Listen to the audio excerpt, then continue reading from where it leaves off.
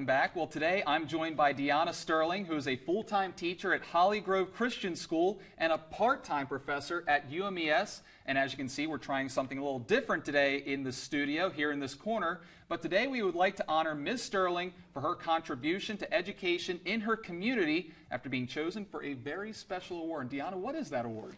It is the Teachers Are Heroes Award. Okay, and what was your reaction when you first found out that you were being honored with this? Well, I was very excited, very surprised, very humbled to be selected for such an award. Right, right. And do you know who exactly honored you or who was the one who nominated you for this award? I have no clue. I assumed initially that it was my mom because she is the biggest supporter of my career in education, but no clue.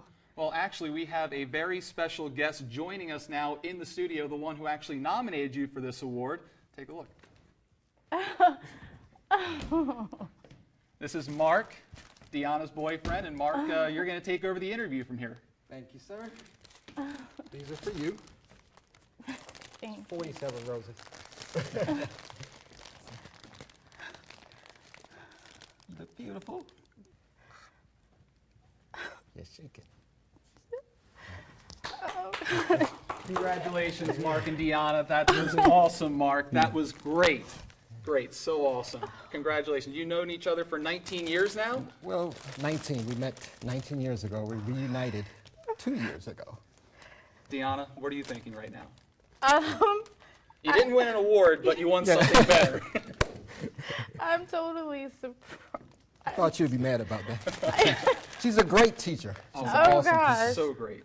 Oh gosh, I don't even know what to say right now. I'm like, You can count them. There's 47. I'm totally. So any plans right now? Oh, Or we just God. we're gonna figure that out later. Yeah. Oh, gosh.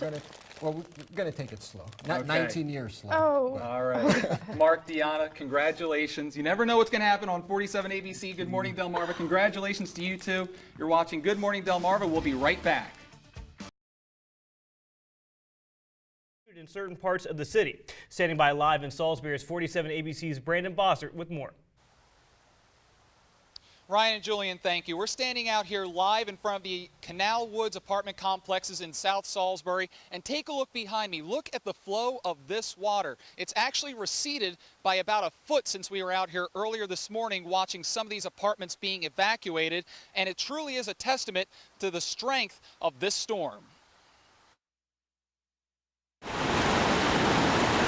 Overnight, the remnants of Michael moved across Delmarva, dumping over a half a foot of rain on Salisbury. On Friday, residents woke up to floodwaters in the streets or in their yards. It was pretty high in my front yard this morning. Right. And we had a lot of wind last night, had some limbs blow down. Some of the worst flooding the city of Salisbury saw was right here at the Canal Woods apartment complexes. City officials were on hand to help evacuate some of the residents of these apartments behind me. So this is an area where the last 3 years we've seen more and more significant flooding, and something that we think is only going to get worse. The floodwaters in the morning forced residents to rush to save as much of their possessions as they could.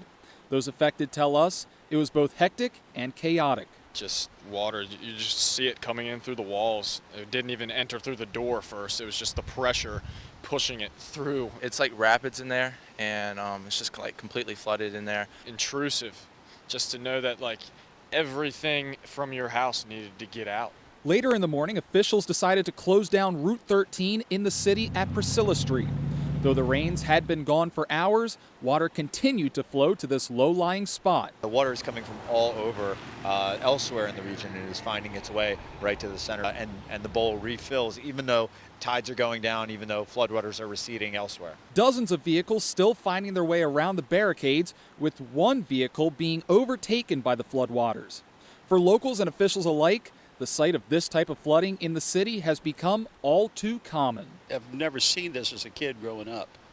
Right. This is all something new. In the last several years we've had this, but when I was growing up, you never saw it. Right. But 7.5 inches in a 5-hour period is unbelievable. And this is concerning, and what's really concerning is that this is the sort of thing that may continue to happen. Now, Salisbury Mayor Jake Day tells me that he is working with FEMA and MEMA to try and get funding and create a plan to try and stop flooding like this in the future in Salisbury. And joining me live is Richard McIntyre with the Red Cross here in Salisbury. And first of all, Richard, why is the Red Cross here? Well, the mission of the Red Cross is to alleviate suffering and provide hope in times of disasters such as this.